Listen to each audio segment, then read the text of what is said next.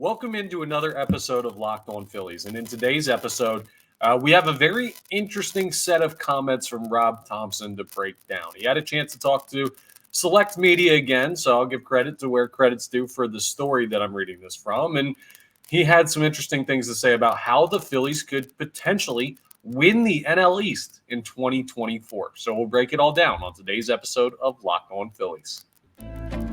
You are Locked On Phillies, your daily Philadelphia Phillies podcast. Part of the Locked On Podcast Network, your team every day.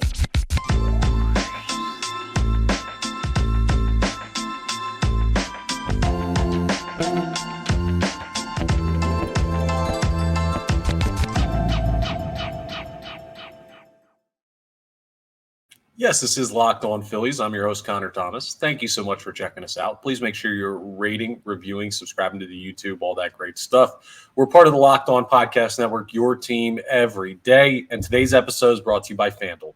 Make every moment more. Right now, new customers get $150 in bonus bets guaranteed when you place a $5 bet. So visit FanDuel.com/LockedOn to get started. Go ahead and check out our friends there at FanDuel. So, I got to give a lot of credit for today's episode to Alex Coffey, who covers the Philadelphia Phillies for the Philadelphia Inquirer. If you're not familiar with her work in the Inquirer, she's an excellent baseball writer, someone I talk to in the press box every once in a while, and just a person who does a really great job at what she does. So go ahead and check out her work. The article that I'm referring to is titled "Rob Thomson Wants the Phillies to Get Off to a Strong Start." He has a few ideas on how to do it. It is by, again, Alex Coffey, and it's in the Inquirer. You can find it on Inquirer.com. So I just want to give full credit to the reporting. She does a wonderful job. And there are some interesting thoughts in here from Rob Thomson. And, of course, what it starts with is how do the Phillies find a way to win the division? And Topper sat down with Alex Coffey, and he had a chance to talk about this type of stuff and the route to the postseason that the Phillies have taken and the slow starts to the season and everything like that. And one of the keys to Topper's way of thinking, according to the article, is that slow starts are not acceptable. Like, if you aim for the wild card, you're going to miss the playoffs, is the mentality he takes. I might honestly disagree with him. Here's the fun thing, right? Because there's a different perspective from outside the clubhouse than there is inside the clubhouse. Inside the clubhouse, these guys, the 26 men on the opening day roster, all the coaches, the general manager, the president of baseball operations, everybody, top to bottom in this organization, wants to go 162-0 and then make a run to the World Series. Like, no one wants to go out and lose a game. No one's going out and not trying. Like, this is a motivated franchise that wants to win every single game. So that's their perspective. And that's why Rob Thomson talks about, well, we want to try and win the division. We're competing to win this. We think we're talented enough. And I get that. I do think the Philadelphia Phillies are talented enough to be in the conversation for the NL East this year. The Braves cannot continue their just stretch of dominance. They just naturally, one or two of their top guys are going to have a regression year. Matt Olson had like an unbelievable year. Ronald Acuna had a career year. He was the MVP. Austin Riley had an unbelievable year. I mean, you've got so many guys on that team that just had unbelievable seasons all at the same time. And that isn't going to happen again. Now, I'm not saying the Braves are going to be bad. Like, they're going to be a very good team, and they're probably going to win right around 100 games again because they're a consistent juggernaut. But I don't think they'll be as untouchable as they were last year in the regular season. As we know, they were certainly not untouchable in the postseason as the Phillies knocked them off for the second straight year in a row. But my point is, I think the Phillies should be competing for the division. I think they should be going into this season saying we can beat the Braves, we can catch them in the NL East. There's no reason we can't do that. It's going to take a strong start to the season, and we're going to talk about something coming up where Rob Thomson shared some ideas on things that could change during spring training to help the Phillies get off to a better start than they have the past two seasons. So we're going to discuss that coming up in our second segment. You're going to want to hear what you'll be looking for in spring training or what you'll be listening for in spring training. So more on that in a second, but here's my contention with the don't play for the wild card position. I firmly believe that one of the reasons the Braves have not had as much postseason success is they've won 100+ games in each of the past 2 years, and they've had to fight to do it. Now, this last year seemed like it was a cakewalk. They were just crazy talented. But if you look at the number of games played for their top players, Olsen, Albies, Acuna, Riley, Harris, short of the guys that had injuries, and there were a couple, but short of the guys that had injuries, they like to play their top guys basically every game. That's how Brian Snicker, their manager, likes to employ his team. These guys are durable. They know they're capable of going out there and playing all 162 if they have to, and the manager wants them to. That's how the Braves run a baseball organization, and clearly it's effective in the regular season.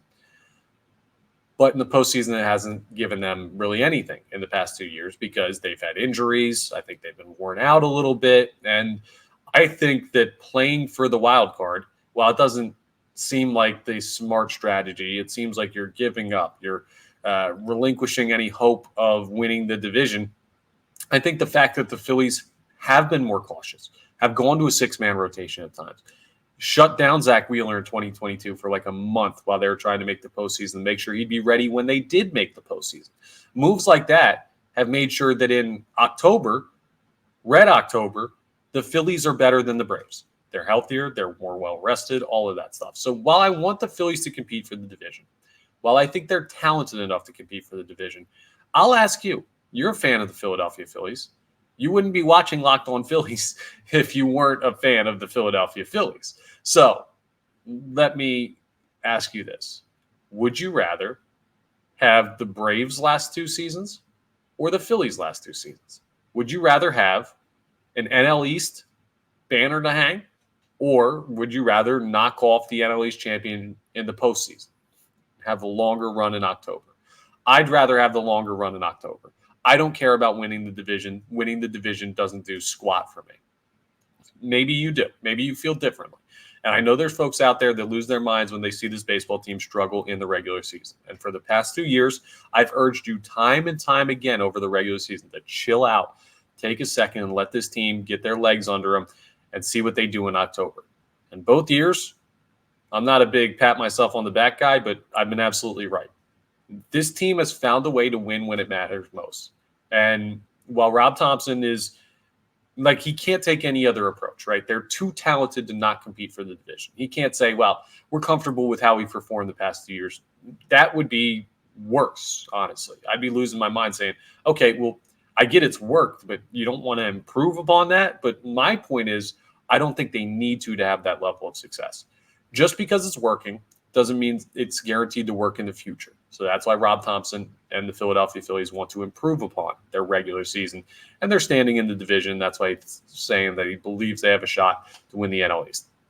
But if it's worked before, there's proof that it can work again. So you have to balance those two things, right? It's not a great way to live, always being in the wild card, but it gives you every opportunity that you need, and there may be certain advantages that come with it. So this is all stuff that the Philadelphia Phillies organization has evaluated, I'm sure.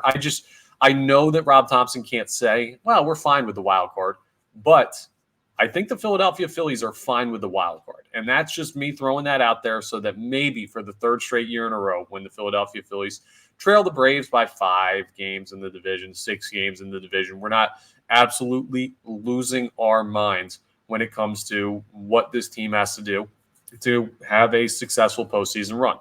So that's just a little bit that I had on the comments of Rob Thomson about winning the division and competing with Atlanta and thinking that they're capable of doing that. And he talked about some of the things that Atlanta has added. And yeah, Atlanta's retooled. They've added some bullpen. They added Chris Sale. They added they're a good team, and they're going to be a great team again. But the Philadelphia Phillies have the potential of being a great team if they fix a couple things early on. Things like Bryce Harper didn't play until May. He's going to play this year. Ranger Suarez has been missing in free agency, in spring training. He should be healthy. Not having Rhys Hoskins when you expected to have Rhys Hoskins due to the torn ACL. All this stuff changes things. And the World Baseball Classic was last year. These are all things that we're going to continue to break down as we look at the Phillies' potential for being different this year, better than last year. But it starts with the mindset, and clearly the mindset for the Phillies is to win the division.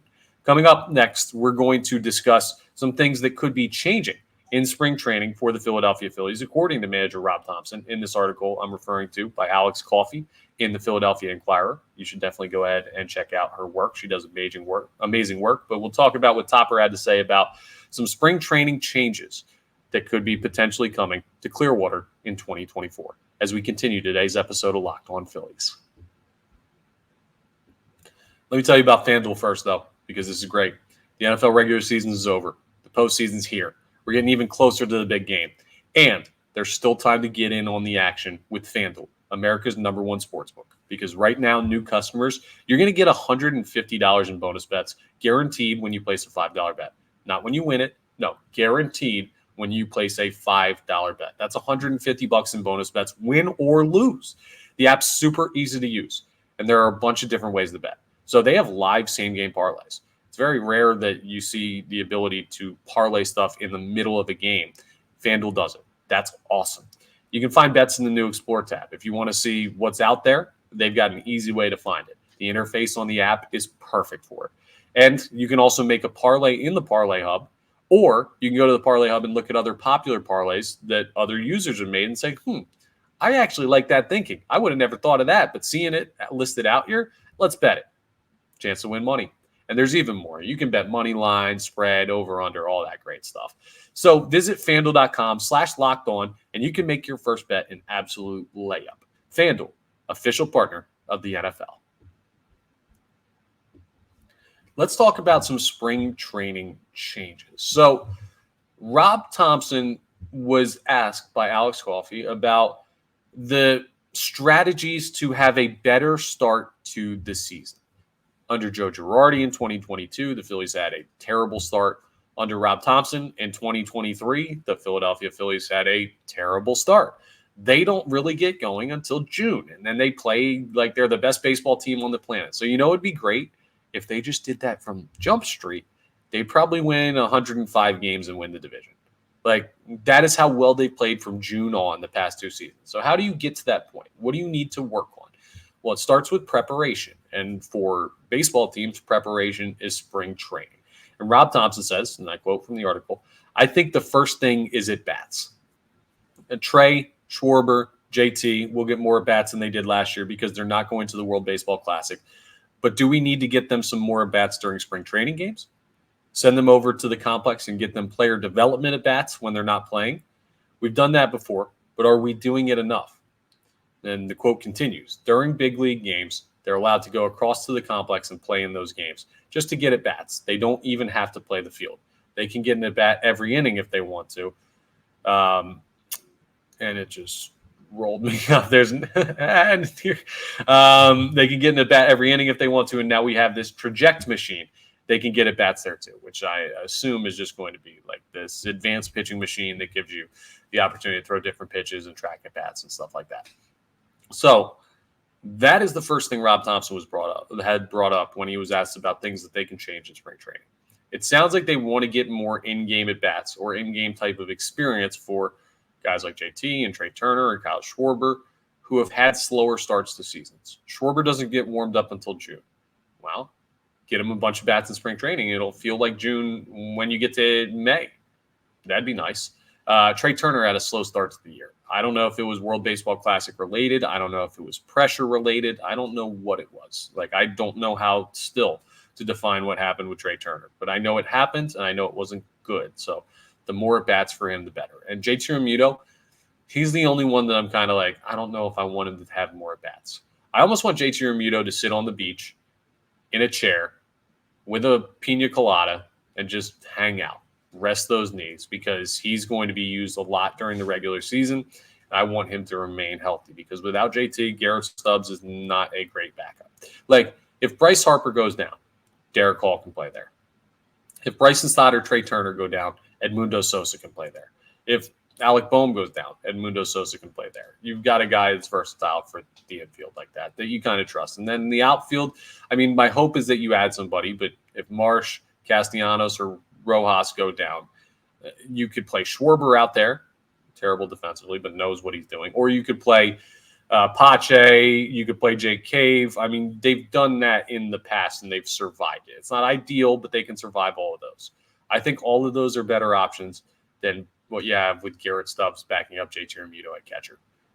I don't know. That's just my personal opinion. So I want JT to be healthy. That's a little aside of make sure health is the priority, because losing Rhys Hoskins in spring training, it was a freak thing. Like, it was this weird chopper to first base that he tried to go back on that blew out his knee.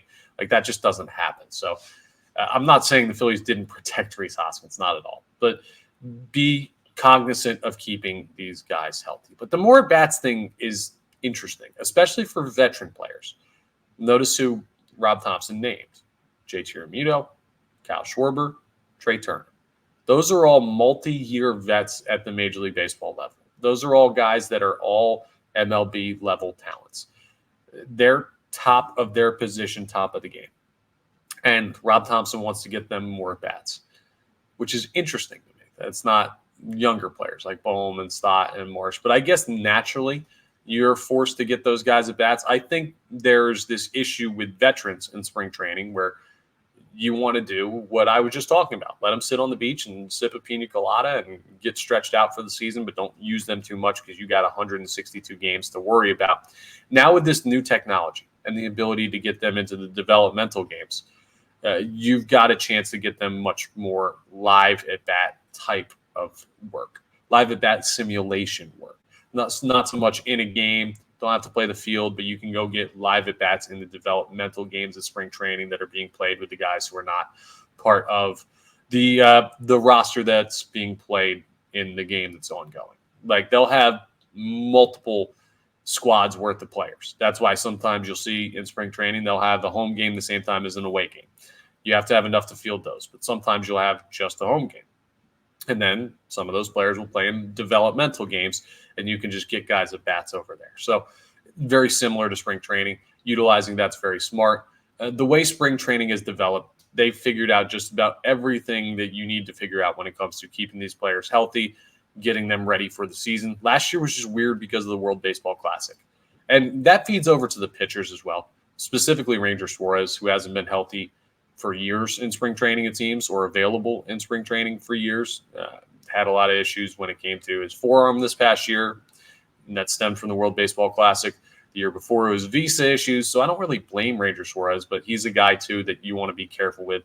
He's going to be a big part of this team. So that's very interesting as far as the main change in spring training is going to be more at-bats. And he also talked about, Rob Thomson talked about in this article with Alex Coffey, work with the relievers and maybe altering the work the relievers do in spring training, or at least making sure they get these things done. So I want you to think about this when you're watching spring training. It comes up in just 20 days, 19 days. We're right around the corner from when pitchers and catchers report. But relievers all do back-to-back games in spring training. They all throw in situations where they throw 1+ innings. So they're going to go more than their typical inning of work. They all have what Rob Thomson calls a dirty inning, which is you come in with runners on base. So you try to do that, Rob Thomson says, in Major League spring training games and not necessarily minor league games because there's a lot less adrenaline. So you get to work on some things and make sure that you're in a situation where you don't have to worry as much about the actual result. It's getting your feet wet.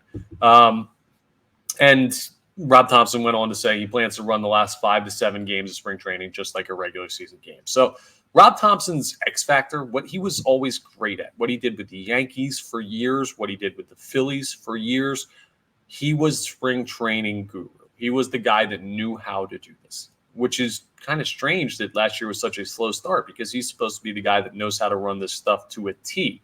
But if these are the changes that Rob Thomson wants to make or the things that he wants to focus on more, this is his area of expertise. This is what he always did at the major league level. He was the one who always built out the schedule for spring training, knows exactly where people are supposed to be and how to do this at a high level. I have faith in Rob Thomson to get the Phillies off to a better start this year. And coming up, we're going to just take out some positives of what Rob Thomson had to say. As it was a lengthy article, there's still more to get into. So we'll continue that as we wrap up Locked On Phillies. So here's some positive things, right? And it kind of goes back to what I was talking about with the guys that are responsible or were responsible for getting off to a slow start in 2023. So you look at the situations that led to the slow start for the Phillies. It was Rob Thomson's first full year as a manager. I know he had the team running when he took over in June of last year. June of 2 years ago now, I guess we'll call it, just to be correct, June of 2022. But it's different to start from scratch and have new players and trying to figure out a lineup and not have the data you already had when you took over mid-season. So that's part of the issue. Now he has some experience doing that as a major league manager for the first time. This is his second full season as manager of the Philadelphia Phillies. So maybe we'll see growth in the way he handles that and spring training and everything from there. I have faith in him to make the adjustments necessary. But also, I ran through this earlier, but Bryce Harper, he didn't play until, when was it? May? Yeah, didn't play until May, coming back from Tommy John surgery. Ranger Suarez missed like a month or two. I don't know. He missed a lot of time in the regular season. And he missed a lot at the start of the regular season with forearm tightness or soreness or whatever it was, an issue with his forearm from the World Baseball Classic. Trey Turner played his worst couple months of baseball in his entire career. Kyle Schwarber started off incredibly slow. Jay Triamuto had a major slump. Andrew Painter, who the Phillies thought could maybe break into the rotation at the major league level, blew out his elbow, needed Tommy John. Rhys Hoskins blew out his knee, tore his ACL, done for the season. And you might say, like, oh, Andrew Painter, whatever. Like, he was not on the team the year before. Why are you counting? When you go into a season expecting someone to contribute, whether they have contributed before or not, and then your plans change, that makes things more difficult. Even if you thought, well, maybe he will, maybe he won't. You have contingencies for if Andrew Painter would have made the major league roster for opening day 2023. You think about those things. You discuss those things. Those are meetings that could be spent discussing other things. And yet, Andrew Painter, talented enough that they were thinking about that. And then he blows out his elbow and you're like, okay, great. We have to reevaluate what our backup plans are, what our replacement plan for that is. If we thought he was going to be on the major league roster, who's going to fill that spot? Rhys Hoskins, we got to replace him. Derek Hall, maybe someone else, Cody Clemens, like those types of things really set the Philadelphia Phillies back. You can argue that they had a difficult spring training last year, and a lot of teams did because of the World Baseball Classic, but you lost a starter to a season-ending injury in spring training. You lost a starting pitcher to a forearm injury, your number 3 starter, that caused them to miss a month of the season. Your biggest offseason acquisition was in the World Baseball Classic and was tearing it up. Trey Turner, Captain America, but came back and couldn't really get his footing. He had one of the worst starts to a season for someone at that pay grade in the history of baseball. Like, he just was miserably bad. There were a lot of things that went bad at the same time at the start of the season for the Philadelphia Phillies. And then when things clicked, you saw how good they can be. 2022, I think Joe Girardi was not good enough to manage this team. Rob Thomson took over. He got them to where they needed to be based on their skill level. 2023, I legitimately think this team was just unlucky with the way the season started. And then they picked it up and they got on a roll. And I know how it ended, but they were as talented as any team in baseball down the stretch. 2024, it's time to put it all together. You have the manager, you have the players in place, you have the rotation in place. I know the NL has gotten harder with the Dodgers, what they've been doing, and the Braves retooling. But my positive thoughts are when Rob Thomson talks about like all the things that they had to struggle with last year to start the season. There will be things to struggle with to start this year. There always are. That's baseball, that's sports. But if it's less than what you dealt with last year, they might have a chance to put it all together. And again, if they play like how they played on from June on the past 2 years, they're going to be an unbelievable baseball team. That's all for today's episode of Locked On Phillies. Thank you so much for checking us out. Please make sure you're rating, reviewing, subscribing to the YouTube. That really helps us out. It gets you new notifications when new episodes are posted. And we're part of the Locked On Podcast Network, your team every day. I just want to give a thank you again to Alex Coffey, who wrote that wonderful article. Sat with Rob Thomson. I want to give her as much credit as possible. I'm reacting to the work that she did, so top credit goes to her, and appreciate everyone who covers the Phillies in the city of Philadelphia. Plenty more to get into this week about the Philadelphia Phillies. Some more episodes coming, but that's all for today's episode. So I'll talk to you next time on the next episode of Locked On Phillies.